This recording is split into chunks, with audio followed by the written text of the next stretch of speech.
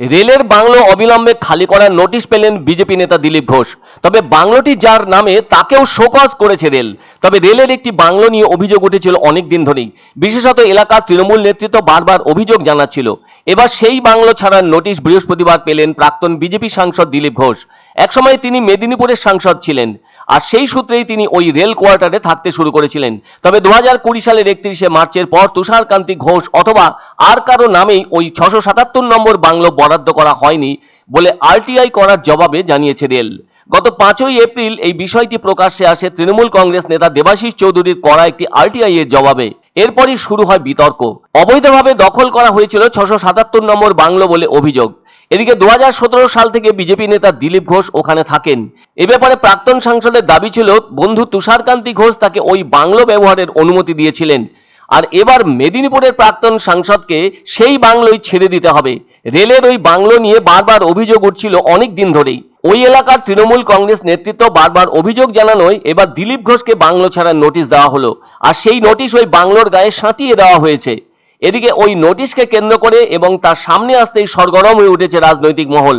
বলা যায় পদক্ষেপ নিয়ে রেল খড়গপুর ডিভিশনের স্টেট অফিস অ্যান্ড কোর্টের পক্ষ থেকে একটি নোটিশ দেওয়া হলো। ফলে দিলীপ ঘোষকে ওই বাংলো এখন খালি করে দিতে হবে এমনটাই উল্লেখ রয়েছে ওই নোটিশে। আর ওই নোটিশে বলা হয়েছে 2020 সালের 31শে মার্চের পর থেকে সম্পূর্ণ অবৈধভাবে বাংলো দখল করে রয়েছে প্যাসেঞ্জার সার্ভিস কমিটির প্রাক্তন সদস্য তুষারকান্তি ঘোষের বন্ধু দিলীপ ঘোষ। ফলে ওই বাংলোর দেওয়ালে রেলের পক্ষ থেকে নোটিশ সাঁটিয়ে দেওয়া হয়েছে, যেখানে উল্লেখ রয়েছে সাউথ সাইডে 677 নম্বর বাংলো খালি করে দিতে হবে। সেই সাথে তুষারকান্তি ঘোষকেও শোকজ নোটিশ করা হয়েছে রেলের পক্ষ থেকে। বলা হয়েছে সশরীরে হাজির হয়ে তাকে উপযুক্ত জবাব দিতে হবে। এদিকে বর্তমানে দিলীপ ঘোষ সাংসদ না থাকলেও মেদিনীপুরকে নিজের ঘাঁটি বলে থাকেন, ফলে সেটি এখন অবিলম্বে খালি করার নির্দেশ দেওয়া হয়েছে। দিলীপ ঘোষ বাংলোতে থাকলেও কোনো ভাড়া তিনি দেননি বলে অভিযোগ।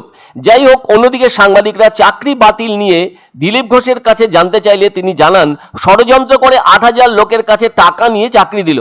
আর বিজেপি না টাকা দিয়েছে না টাকা নিয়েছে, অথচ বিজেপি কিন্তু আন্দোলন করছে। যারা বৈধ শিক্ষক তাদের জন্য বিজেপি আন্দোলন করছে এবং করবে। যে শিক্ষকদের আজকে স্কুলে বসে ক্লাস নেওয়ার কথা, তারা আজ রাস্তায় পুলিশের হাতে ঝামেলায় পড়ছে। এরপর তিনি বলেন ডকুমেন্টস নষ্ট করা হলো কেন। অন্যদিকে মালদার মোথাবাড়ি প্রসঙ্গে সাংবাদিকদের এক প্রশ্নের উত্তরে দিলীপ ঘোষ বলেন পুলিশ বিরোধীদের বা হিন্দুদের রক্ষা করবে এটা বিশ্বাস করি না। মোথাবাড়িতে যে ঘটনা ঘটলো তার প্রতিবাদে 20,000 লোক পথে নেমেছিল। হিন্দুরাই এর প্রতিকার করবে, বাংলাদেশের হিন্দুদের মতো পালিয়ে যাবে না বলে মন্তব্য দিলীপ ঘোষের। যে টিএমসির নেতারা এটাকে ইস্যু করছে, তারা খড়গপুরের প্রত্যেক ওয়ার্ডে এরকম বড় বড় অফিস তৈরি করেছে এসি লাগিয়ে। দিলীপ ঘোষ গেলে ওখানে সাধারণ মানুষ দেখা করতে আসেন আমার সঙ্গে, এমএলএ এমপি হিসাবে তাদের পরিষেবা দিয়েছি, এখনো তারা ওখানে দেখা করেন, বাকি তালা থাকে। সেই জন্য কোনো দখল নেই, কবজা নেই। আমার কাছে টাকা নেই, তাই জমি দখল করে বাড়ি করতে পারি না। আমি রেলের অনুমতি নিয়ে একজনের নামে অ্যালটমেন্ট, সেই জমি ব্যবহার করি। এক অন্য অনুভূতির স্পর্শ পাওয়া যায় রয়কো ব্র্যান্ডের গেঞ্জি ও জাঙ্গিয়ায়। তাই ছোট বড় সবার পছন্দ রয়কো গেঞ্জি ও জাঙ্গিয়া।